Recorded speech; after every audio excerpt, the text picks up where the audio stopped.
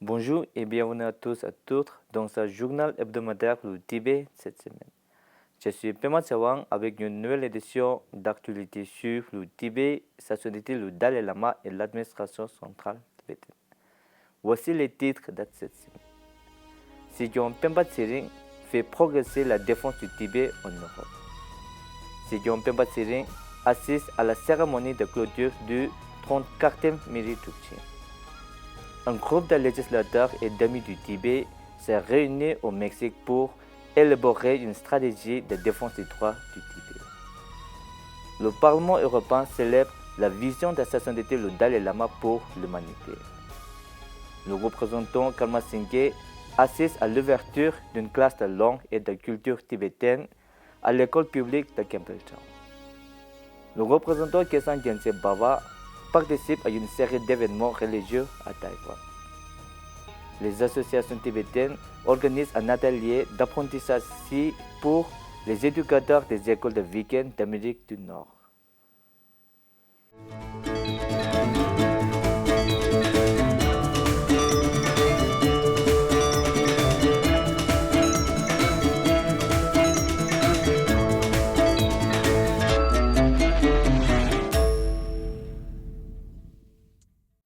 Sigyong Pemba Tsering, le leader démocratiquement élu du peuple tibétain en exil, ont entamé sa tournée dans 5 pays en commençant par Zurich le 28 avril.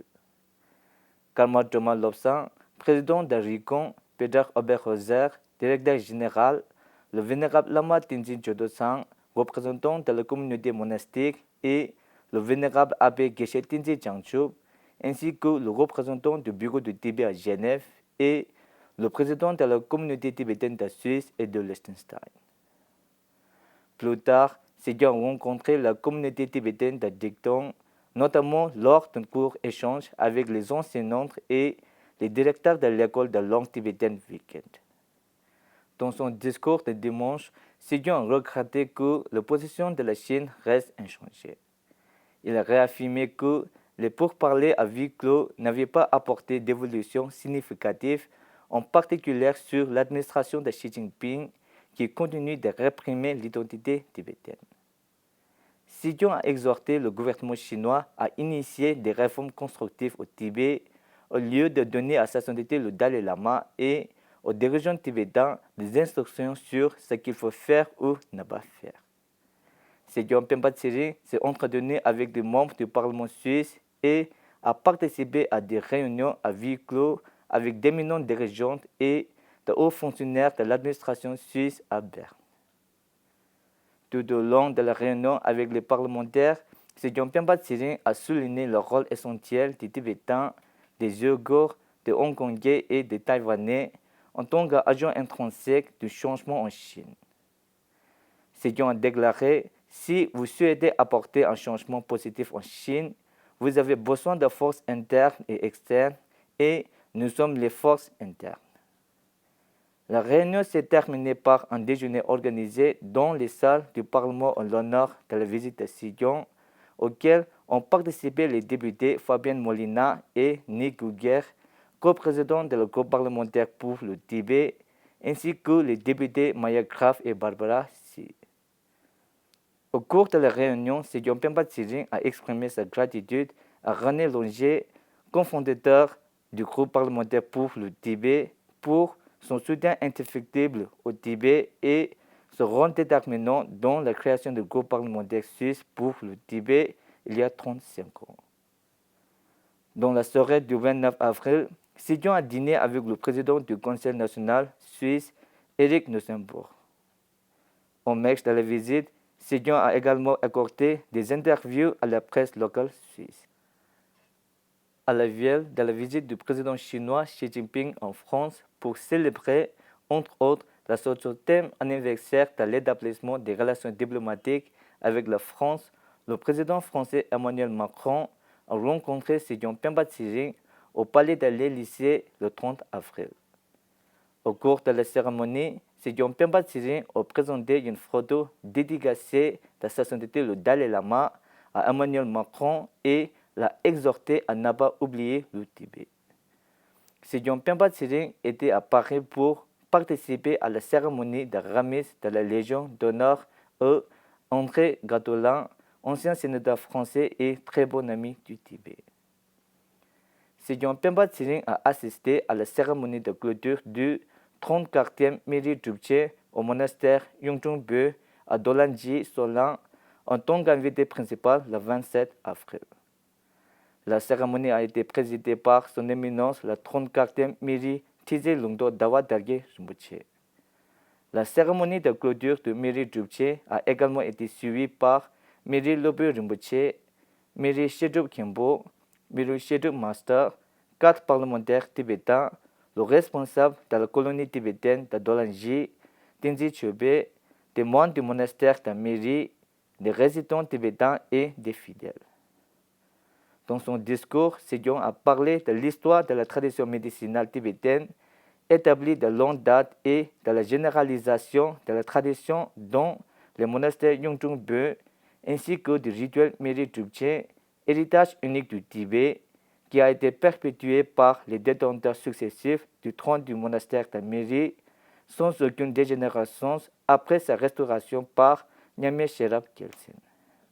En exil, ce rituel a été ravivé par la 33e méditisée en 1988. Lors d'une réunion historique, le groupe mexicain de législateurs et d'amis du Tibet s'est réuni au Parlement mexicain pour élaborer une stratégie et réaffirmer son engagement inébranlable en faveur des droits et de l'autodétermination du Tibet le 23 avril. La réunion était dirigée par le député Salvador Caro, président du groupe de soutien des parlementaires mexicains au Tibet, le député Chapman Moreno Manuel et le député Maria Teresa Rosa Oca Mejia, le député Lydia Garcia Anaya et Tony Karam, président de Mexico Casa Tibet.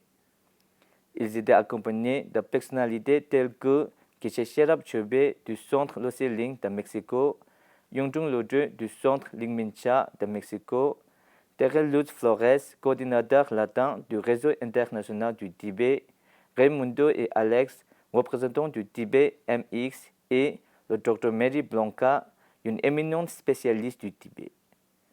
Leur présence collective a mis en évidence un front diversifié mais unifié en faveur de la cause tibétaine. Le représentant Jigme Tsering du bureau de Tibet au Brésil a donné un aperçu approfondi de la situation actuelle au Tibet, a exprimé sa gratitude pour le soutien des législateurs et a fait part de son optimisme quant à de futures collaborations.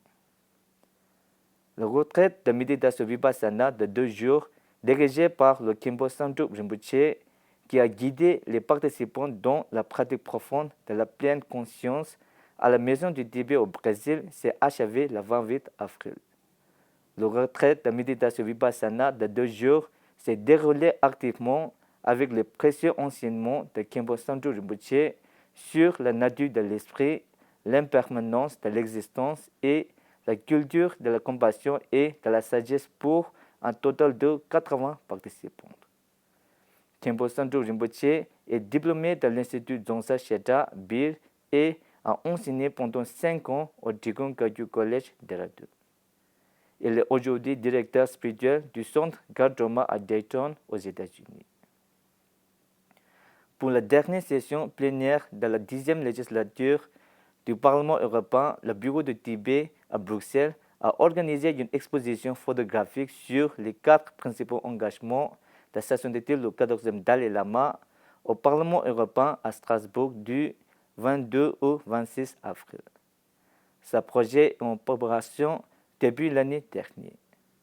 L'exposition inaugurée le 23 avril a été rejointe par le vénérable Thich Anh Tan, représentant de la congrégation bouddhiste unifiée du Vietnam en Europe, le vénérable Nima du centre bouddhiste Sakya, des membres du Parlement européen, le représentant du maire de Strasbourg, des assistants parlementaires, des fonctionnaires de l'Union européenne, des journalistes et des membres de la communauté tibétaine de Strasbourg. Tobde Tsering, coordinateur du bureau de Tibet Paris, était également présent. Le député européen Carles Puigdemont, ancien président de la Catalogne, et le député européen Miguel Pexa ont parlé de leur détermination à être la voix des opprimés et ont applaudi la vision de sa sainteté le Dalai Lama pour le monde. La représentante du bureau de Tibet à Bruxelles, Rinjing Gengan, a rappelé les nombreuses visites de sa sainteté à Strasbourg et a souligné l'essence des 4 principaux engagements de sa sainteté le Dalai Lama. Elle a également profité de l'occasion pour remercier le Parlement européen d'être à l'avant-garde de toute initiative de l'Union européenne soutenant la cause tibétaine et la lutte non violente pour la liberté du peuple tibétain. Le représentant Karma Singhe du Bureau d'information sur le Tibet, également connu sous le nom de Bureau de Tibet à Canberra, a assisté à la cérémonie d'ouverture du cours de langue et de culture tibétaine à l'école publique de Campbelltown le 25 avril. Grâce aux efforts de la communauté tibétaine de Western Sydney, Campbelltown, ce cours de week-end destiné aux étudiants tibétains de la région a été mis en place pour soutenir les efforts des Tibétains en vue de préserver et de promouvoir la langue et la culture tibétaine. Le représentant Karma Singhe a mis l'accent sur la préservation de la langue, de la culture, de la religion et des coutumes tibétaines qui sont uniques et a encouragé les parents à prendre la responsabilité de transmettre ces traditions à leurs enfants. Après le discours du représentant, Tongyu Drugul Rinpoche, l'invité spécial de l'événement, s'est adressé à l'Assemblée et a offert des échappes de cérémonie aux enseignantes et aux personnels qui fournissent des services bénévoles au cours du week-end en signe d'appréciation. Le représentant Khesan Gyaltsen Bawa du bureau de Tibet à Taipei a participé à la cérémonie d'inauguration du tombe du grand roi Pang Mahamayuri, dont le comité de Yilan et a assisté aux anniversaires commémorant le décès de Kyabje Lama Zopa Rinpoche et de Khenpo Kunga Wangchu Rinpoche. Le 27 avril, le représentant accompagné du professeur de philosophie du bureau de Tibet, Geshe Tenzin Namdje Rinpoche, et du conseiller Zongji a participé à l'inauguration qui a réuni environ 2000 personnes, dont des représentants de toutes les traditions bouddhistes. À la demande du monastère, le représentant Khesan Gyaltsen Bawa s'est adressé à l'Assemblée et a souligné la noble vision de sa sainteté le Dalai Lama d'apporter la paix dans le monde par la promotion de l'harmonie interreligieuse. Plus tard, dans l'après-midi, le représentant Khesan Gyaltsen Bawa a assisté au premier anniversaire de Lama Zopa Rinpoche à Taipei, où les disciples de Lama Zopa Rinpoche ont présenté le récit de la vie de leur défunt maître. Des messages vidéo de sa sainteté le Dalai Lama, de Yongdzin Ling Rinpoche et de Vossé Rinpoche ont également été diffusés lors de cet événement. Le 28 avril, le représentant Khesan Gyaltsen Bawa a assisté à la commémoration du 16e anniversaire de la mort de Khenpo Kunga Wangchu Rinpoche, organisée par le Centre Saga, CIS à Taïwan et les moines de Dzongsa Shetra. Un atelier de 3 jours sur l'apprentissage social, émotionnel et éthique adapté aux éducateurs, aux personnels et aux parents des États de la côte et des États-Unis qui sont associés aux écoles tibétaines de week-end s'est achevé à Toronto, au Canada, le 28 avril. À la demande du bureau de Tibet à Washington, le professeur Lobsang Tenzin Nyingchi de l'Université Emory ainsi que Junji Sambe, directeur adjoint du programme d'apprentissage SI, et le scientifique Tenzin Sonam étaient les 3 experts qui ont dirigé l'atelier. Les principaux objectifs de l'atelier étaient d'introduire les participants à l'apprentissage SI, de favoriser des environnements de classe compétissantes, de promouvoir l'attention à la conscience et à la régulation émotionnelle, de nourrir un sentiment d'unité mondiale et de développer la compassion et la créativité chez les étudiants, le tout dans le cadre de l'apprentissage SI.